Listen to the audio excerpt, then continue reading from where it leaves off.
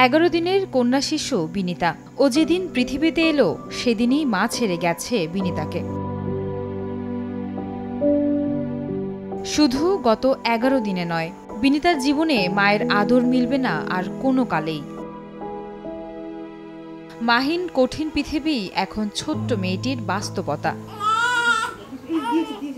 আর ওদিকে বিনিতার বাবা ইমরানের জীবনে প্রথম বাবা হবার আনন্দের সঙ্গে চিরজীবনের জন্য যুক্ত হয়েছে সঙ্গী হারানোর ট্র্যাজেডি। সেই সঙ্গে মা হারা ছোট্ট বিনিতাকে কিভাবে বড় করবেন রয়েছে সেই দুশ্চিন্তাও। ভবিষ্যতের কথা ভাবে আমার খুব কষ্ট লাগে যে একটা বাচ্চা বড় হচ্ছে, বড় হয়ে যখন মা ডাকটা শিখবে দেখবে ওর মা নেই। আমি ওর মায়ের সব ছবি টবিগুলো একসাথে করে একটা ফোল্ডার করে রাখতেছি, বড় হইলে ওকে দেখাবো। মা হওয়ার পথটা কখনোই সহজ নয়। থাকে শারীরিক মানসিক নানা সমস্যা সহ সন্তান প্রসবের ঝুঁকি। সুস্থ সন্তান প্রসবের পাশাপাশি সন্তানের মুখটা দেখতে পারবেন কিনা মায়েদের থাকে সেই দুশ্চিন্তাও। ধরেন আমি গেলাম সিজারের রুমে, যখন মনে হলো যে আমি নাও বাঁচতে পারি বা নাও আসতে পারি, ভয় লাগে। তো ভয়ের পর একটা জিনিস পাওয়ার পর তো এটা সবারই আনন্দ আছে, খুশি আছে। প্রথম তো ভয় লাগছিল, পরে যখন ওটিতে যায় ডাক্তারদের ব্যবহার ভালো পায় তখন কোনো ভয় মনে করেনি। আমার সন্তান সুস্থ থাকুক, আমিও যাতে সুস্থ থাকি, কোনো জন্য একসাথে থাকতে পারি। পার্শ্ববর্তী দেশ নেপাল ও ভারতের তুলনায় বাংলাদেশে মাতৃ মৃত্যুহার বেশি। ইউনিসেফ ও ডব্লিউএইচওর পরিসংখ্যান বলছে সারা দেশে প্রতিদিন প্রায় 10 জন মায়ের মৃত্যু ঘটে সন্তান প্রসবের সময়।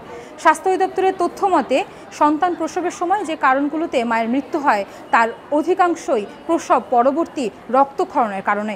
যে মেডিসিনগুলো দিই সেই মেডিসিনগুলো হয়তো তারা ঠিকমতো খাচ্ছে না। অনেক কিছু একটা প্রেগনেন্সিতে সমস্যা হতে পারে, সেটা যদি আর্লি ডিটেকশন হয় তাহলে আমরা যদি চিকিৎসা করি তাহলে মহিলাটা ভালো হয়ে যেতে পারে। আমাদের দেশে এখনও হোম ডেলিভারি অনেক বেশি।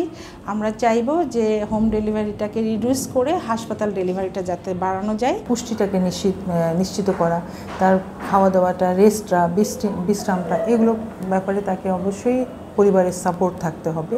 তাদেরকে কাউন্সিলিংয়ের মাধ্যমে আমরা এটা সমাধান করতে পারি। নিরাপদ মাতৃত্ব চান সবাই, তাই আর যেন কোনো বিনিতাকে মা হারা হতে না হয়।